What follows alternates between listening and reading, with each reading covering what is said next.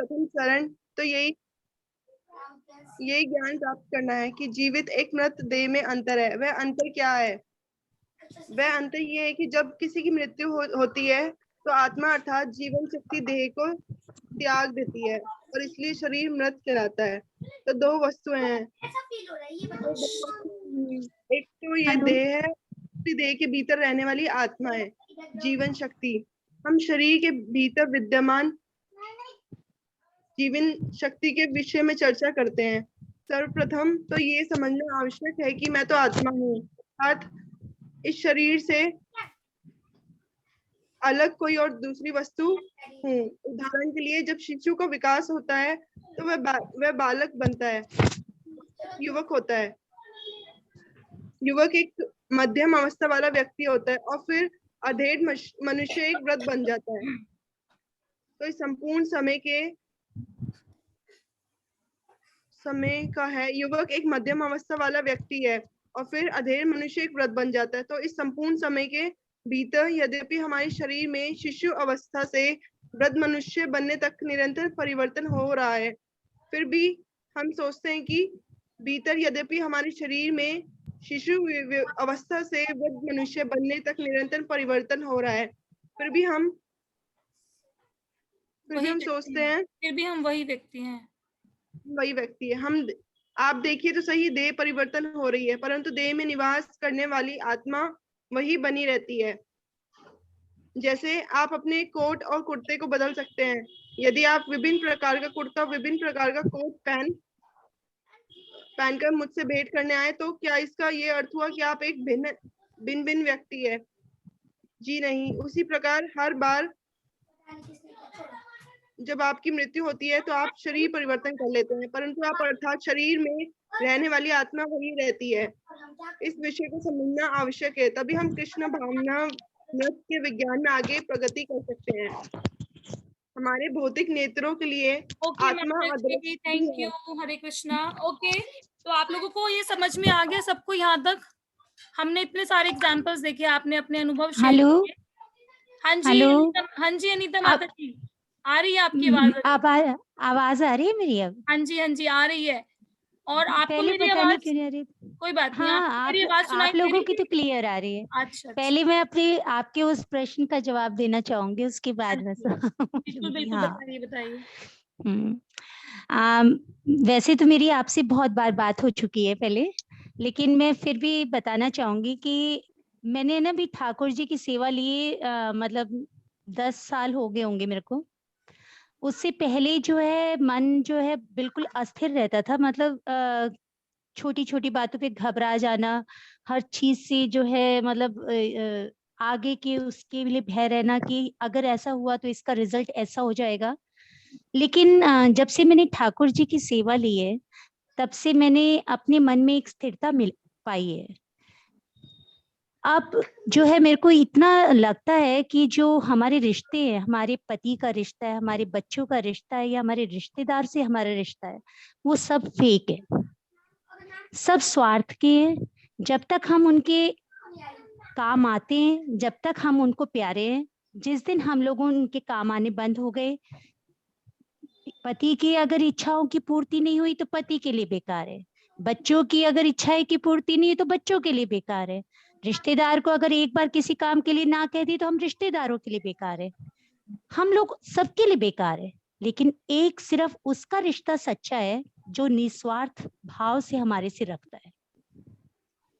और मैं जहां तक समझती हूँ, जब से मुझे ठाकुर का साथ मिला है, ठाकुर जी का साथ मिला है, मुझे और किसी रिश्ते से ना लगाव रहा है और ना किसी पे विश्वास रहा है। मैं उस पे विश्वास रखती हूँ। अगर मेरे घर में भी कभी कोई ऐसे आ जाती है, बहुत हम इंसान है, मनुष्य हैं, और मनुष्य के जीवन में सुख दुख तो आती चलते रहते ही है। ऐसी ऐसी घड़ियां आती है जो हम लोगों को फेस करना बहुत भारी पड़ जाता है, लेकिन उस वक्त भी मैं जहां तक समझती हूँ मैं अपना आपा नहीं खोती हूँ। मैं विश्वास रखती हूँ उस पे, क्योंकि वो चिंता करेगा, उसकी ड्यूटी मैं नहीं निभा सकती, हमारी ड्यूटी उसने निभानी है, और उस पर मुझे भरोसा है कि वो मुझे अपने आप राह देगा। और दूसरी बात एक मैं ये कहना चाहूंगी मैम, कि जो अभी बोल रहे थे कि भगवान मरने के बाद है, अब नहीं है, तो भगवान तो अब भी है, इस दुनिया में भी भगवान है। आप देखिए ना, अगर भगवान क्या है, भगवान हमारी मदद करता है, वो हमारा भगवान है। अगर इस रोजमर्रा जिंदगी में हम किसी से भी कोई भी हेल्प लेते हैं या कोई भी हमारी मदद करता है, वही हमारा भगवान है। मैं कुछ ज्यादा तो नहीं बोल रही? बहुत अच्छा बोल रहे हो, बहुत अच्छा लग रहा है आपसे सुनना। Thank you so much. हरे कृष्णा। तो माता जी भी हरे कृष्ण। स्कूल में टीचर हैं, बाल भारती स्कूल में, और ठाकुर जी की सेवा करते हैं बहुत अच्छे से। तो आप ऐसे ही सेवा में लगे रहिए। और आपने बड़ा अच्छा बताया कि भगवान तो हमारे साथ हर पल होते हैं, भगवान तो हमारे हृदय में हमेशा विराजमान है, परमात्मा के रूप में, जो हमारी हर एक गतिविधियों को हमेशा देखते हैं। और जब भी हम कोई गलत काम करने पे जाते हैं तो वो हमें रोकते भी हैं। भोक्ता राम यक तपसाम सर्वलोके महेश्वरा। नॉट इन आर हार्ट, हमारे हृदय में नहीं बस, चाहे कोई एक चींटी है, चाहे कोरोना वायरस है, चाहे कोई भी जीव जंतु है, सबके हृदय में भगवान है परमात्मा स्वरूप में, वो उस जीव की रक्षा करते हैं। तो हमें अपने लिए नहीं सोचना है कि हाँ मैं अगर कोरोना वायरस से मर गई तो ठीक है। आप ये सोचो, अगर आपके बच्चे को हो गया तो, आपका बच्चा मर जाए तो क्या आप मैम सहन कर एक बात पाएंगे? बोलना चाहूंगी मैम। मैम एक बात मैं कहना चाहूंगी कोरोना से रिगार्डिंग। बोलिए। हेलो। हाँ जी, हाँ जी, बोलिए बोलिए। हाँ जी मैम, मैं ये कह रही हूँ कि देखो, हम लोगों को अपनी प्रिकॉशंस तो सभी को करनी होती, बिल्कुल करनी है कोरोना से बचाव के लिए। लेकिन मैं जहां तक समझती हूँ, जब तक इंसान के सांस ऊपर वाले ने दे रखे उसे कोई छीन नहीं सकता, क्योंकि लोग वेंटिलेटर पे से भी जा जाके वापस आ जाते हैं, और कई लोग जो सही अच्छे भले चंगे हैं उसके बाद भी चले जाते हैं। पहले मैम हो रहा था, कभी आग से लोग झुलस के मर रहे हैं, कोई मतलब बाढ़ में डूब के मर गया, कोई कहीं मर गया। अब एक कोरोना जैसा एक महामारी आ गई है, अब एक कोरोना और जुड़ गया कि कोरोना से मर गया इंसान, क्योंकि जिसकी मृत्यु जिससे निश्चित है वो उसी तरह से होगी। ओके, बहुत अच्छा बोलते हैं माता जी, आप बहुत अच्छा बोलते हैं। माता जी हिंदी की एब्सोल्युटली टीचर करेक्ट। हैं। ये लाइट जला देना एक बार, लाइट जलाना, ऊपर ऊपर ऊपर वाला। हाँ, यस, वो तो है ही, जो भगवान ने हमें जितना जीवन दिया है उतना तो हम जीएंगे ही, चाहे कुछ भी हो जाए। अपना प्रिकॉशंस हमें बिल्कुल रखना है। तो अभी हम आगे चलेंगे। ओके, तो सोनम माता जी आप पढ़िए प्लीज, सेकंड पैराग्राफ। जी माता जी, जस्ट अ सेकंड, एक मिनट मेरा, सॉरी एक सेकंड, चला गया ये। कुछ चार्जिंग इशू था तो मैंने एक बार कनेक्ट किया हुआ था, स्क्रीन चला गया माता हाँ जी। जी, हाँ जी, अभी दिख रहा है? अभी दिख रहा है, जस्ट अ सेकंड। हमारे भौतिक नेत्रों के लिए आत्मा अदृश्य भी है, इसका आकार परमाणु से भी छोटा है। इंद्रियों, रक्त, हड्डी तथा वसा से बने स्थूल शरीर का नाश होने पर भी मन, बुद्धि और अहंकार से बना हुआ सूक्ष्म शरीर कार्य करता रहता है। तो मृत्यु के समय यह सूक्ष्म शरीर छोटी सी आत्मा को दूसरे स्थूल शरीर में ले जाता है। यह विधि उस प्रकार है जैसे वायु अपने साथ गंध को ले जाती है। हाँ जी, हाँ जी, यहीं तक पढ़े। चलिए पढ़ लीजिए, अगला भी पढ़ लीजिए।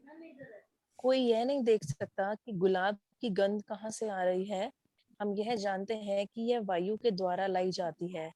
आप देख नहीं सकते कि यह सब किस प्रकार हो रहा है, परंतु ऐसा ही होता है।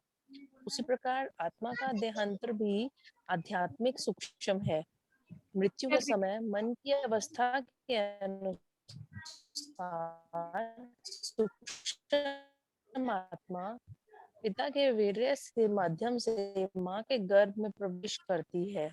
एक विशेष प्रकार के शरीर के रूप में आत्मा का विकास होता है। यह शरीर मनुष्य, बिल्ली, कुत्ते या किसी अन्य का भी हो सकता है। आप नित्य अर्थात शाश्वत हैं, केवल शरीर बदल रहे हैं। इसलिए आपको यह जानना चाहिए कि किस प्रकार इस जन्म मृत्यु के कार्य का अंत किया जाता है। आप किस प्रकार अपने मौलिक चिन्मय शरीर में हो रहे माता जी ये कुछ रह कटिंग रह है, सकते लास्ट में वर्ड हैं, क्या है रहे के बाद? रह सकते हैं। अच्छा, रह सकते हैं। यह जानना ही श्री कृष्ण भावनामृत है। ओके, चैप्टर खत्म हो गया है, चलो इसको एक्सप्लेन कर लेते हैं एक बार। तो भगवत गीता में एक श्लोक आता है 2.13 है, अगर आपके पास भगवत गीता है तो आप देख सकते हैं। आप क्लास में कोशिश कीजिए कि भगवत गीता लेकर आए साथ में।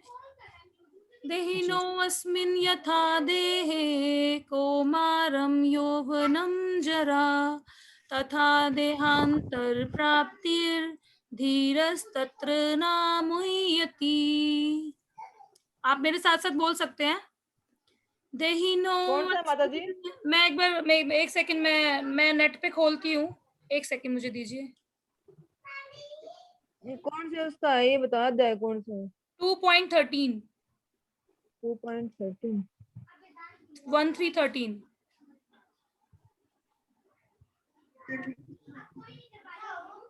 एक सेकंड।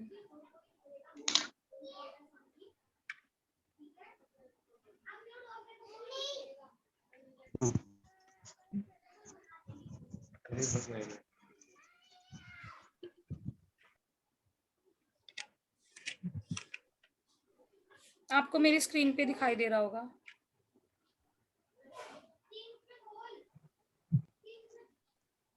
देहिनो अस्मिन् यथा देहे, बोलिए। देहिनस्तिमता देहे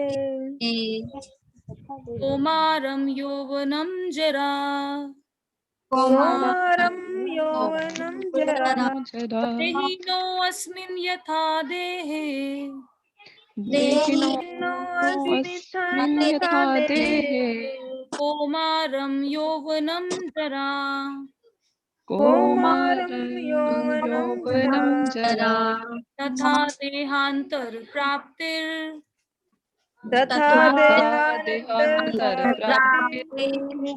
धीरस्तत्र न मुह्यति।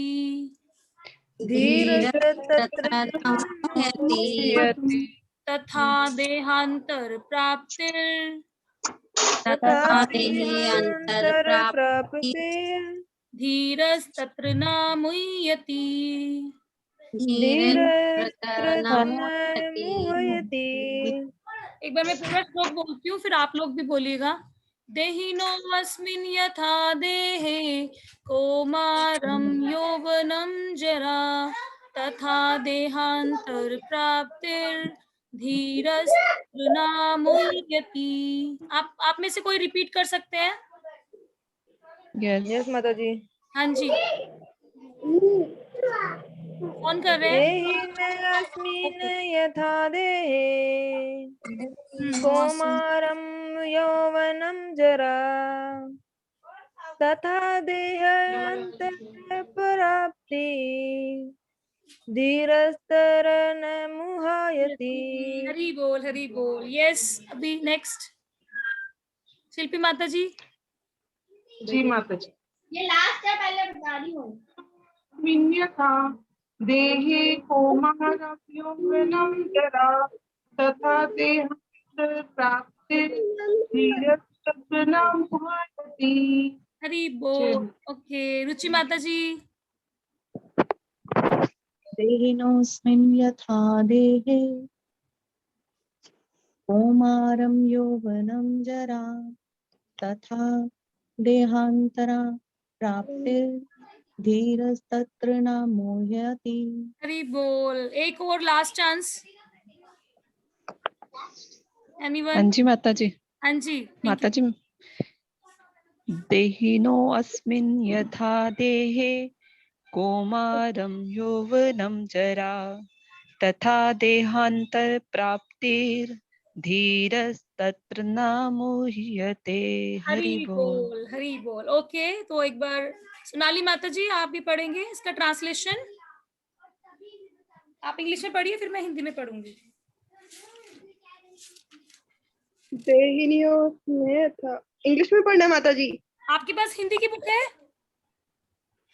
आपके पास है? अगर हिंदी में तो पढ़ लीजिए। भगवत गीता है आपके पास? हाँ जी हाँ जी हाँ जी हाँ जी, पढ़िए, फिर बुक में से पढ़ लीजिए हिंदी में। देहिनियों था देहे कौमारम यौवनम जरा तहा देहांतर प्राप्ति धीरस्त्रम विस्त्रा न मोहति। इसका ट्रांसलेशन पढ़िए अनुवाद इंग्लिश में है ना माता जी? हिंदी में पढ़िए, आपके पता है हिंदी में? एक मिनट, हम शो नहीं हो रहा हिंदी में माता जी। अच्छा ओके, मोनिका माता जी आपके पास है ना भगवत गीता हिंदी में? यस माता जी, यस। आप पढ़िए।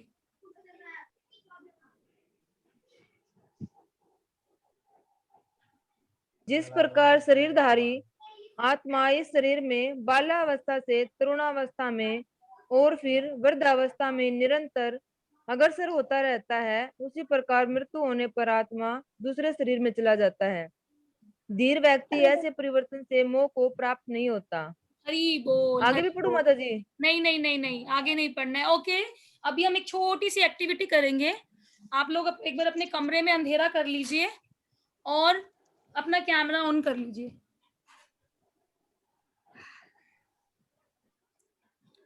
और जो जो मैं इंस्ट्रक्शंस दूंगी आपको वो करनी है। अपनी आईज बंद कर लीजिए, अपनी आंखें बंद कर लीजिए और जो जो मैं बोलूंगी उस पर ध्यान लगाना है। तो सभी अपनी आंखें बंद कर लीजिए और चलिए हम सब चलते हैं हमारे बचपन में, जब हम 2 साल के थे। हम कैसे इधर उधर भागा करते थे, कभी गिरते थे, कभी चलते थे, कैसे हम टूटा फूटा बोलते थे, कभी रोते थे हम, कभी कुछ करते थे, कभी कुछ करते थे, कभी कोई हमारे गाल खींचता था आके, कभी कोई हमें गोदी में उठा लेता था, कभी हमारा बाहर जाने का मन होता था तो हमें घर में बंद करके चले जाते थे। इस तरह से याद कीजिए जब आप 2 साल के थे आपके साथ क्या क्या होता था, उस चीज को अनुभव कीजिए। आपने अपनी पुरानी फोटो देखी होगी तो याद कीजिए आप कैसे लगते थे तब, कितने क्यूट लगते थे, सब आपको कितना प्यार करते थे। मम्मी तो सारा दिन गोदी में उठाए रखती थी, आपके आगे पीछे चीजें लिए डोलते रहते थे खिलाने के लिए। तो इस चीज को अनुभव कीजिए, फील कीजिए कितना अच्छा लगता था आपको वो सब। उसके बाद अब हम थोड़े से बड़े हो गए, हम स्कूल जाने लग गए। स्कूल का पहला दिन याद कीजिए,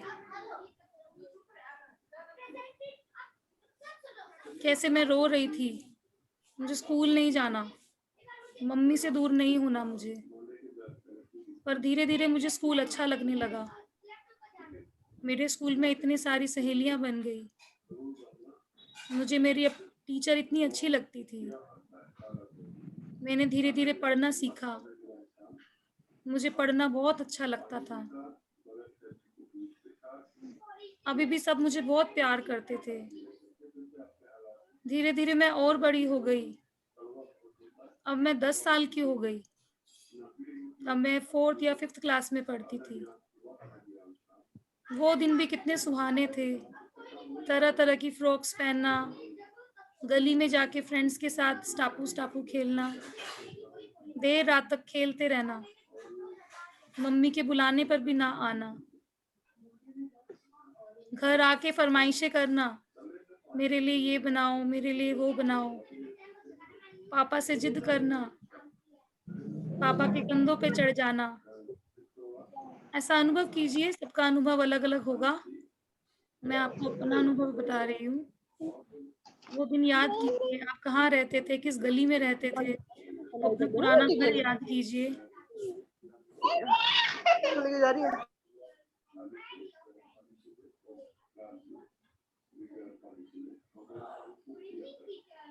सबसे अच्छा समय था वो, ना कोई टेंशन, ना कोई फिक्र। अब हम थोड़े से और बड़े हो गए, टीनेज में आ गए हम।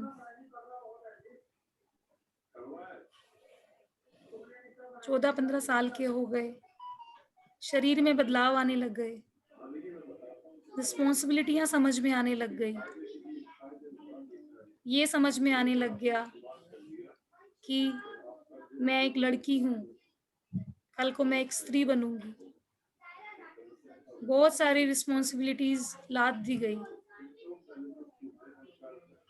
पर हम उन्हीं रिस्पॉन्सिबिलिटी के साथ आगे बढ़ते रहे, पढ़ाई करते रहे, काम करते रहे, बहुत कुछ सीखा, खट्टा मीठा कड़वा हर तरह का अनुभव हमने इस अवस्था में किया। और ऐसे ही बढ़ते बढ़ते बढ़ते बढ़ते एक दिन हमारी शादी का आ गया। बहुत उत्साह था उस दिन, एक नई उमंग जगी थी, लगा था अब सब कुछ बहुत अच्छा होगा। सपनों की दुनिया, सपनों का राजकुमार। शादी हो गई, शादी के बाद हम माँ बने। वो अनुभव भी बिल्कुल अलग था, सारे अनुभवों से अलग। फिर बच्चे की रिस्पॉन्सिबिलिटी में हम बहुत उलझ गए। उसके बाद हमें अपना कुछ भी याद नहीं रहा। दिन रात पति, बच्चे, सास ससुर, माँ बाप, भाई बहन, इनमें ही उलझे रहे।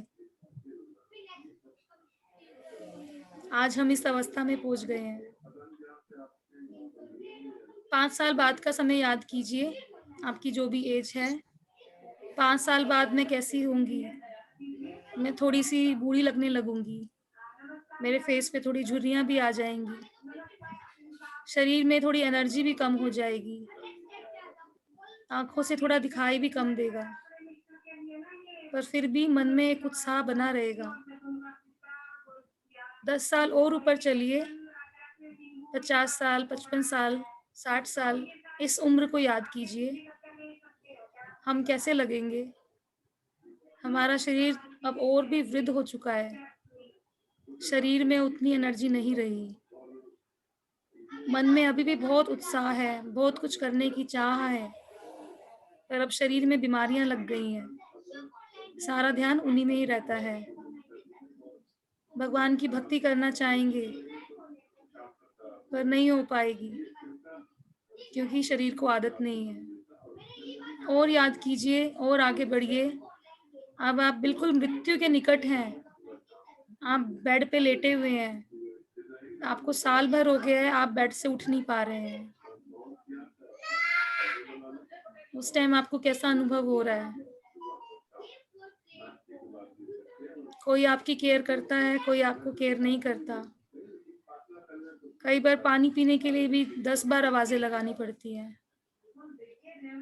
अब ऐसी स्थिति हो गई है। और एक दिन फिर आपकी मृत्यु हो जाती है, आपके परिवार वाले शोक कर रहे हैं, रो रहे हैं, दुखी हो रहे हैं, आप ऊपर से सब देख रहे हैं, आपके शरीर को जला दिया गया। आप कह रहे हैं मेरे इस शरीर को क्यों जला दिया गया, मैं तो यही हूँ, देखो मुझे क्यों नहीं देख रहे हो, मेरे शरीर को क्यों जला दिया गया? मेरे को मेरा शरीर बहुत प्यारा था, मैंने अपने शरीर को बहुत सजाया संवारा, मैंने अपने आप को इतनी अच्छी एजुकेशन दी, मैंने सबका कितना केयर करी, मेरे शरीर को क्यों जला रहे हो? अब आपको यमदूत या विष्णु दूत आपके कर्मों के अनुसार आपको आपका जीवन, अगला जीवन दे रहे हैं। कल्पना कीजिए कि अगला जीवन आपको बिल्ली का मिला है, महसूस कीजिए उस चीज को,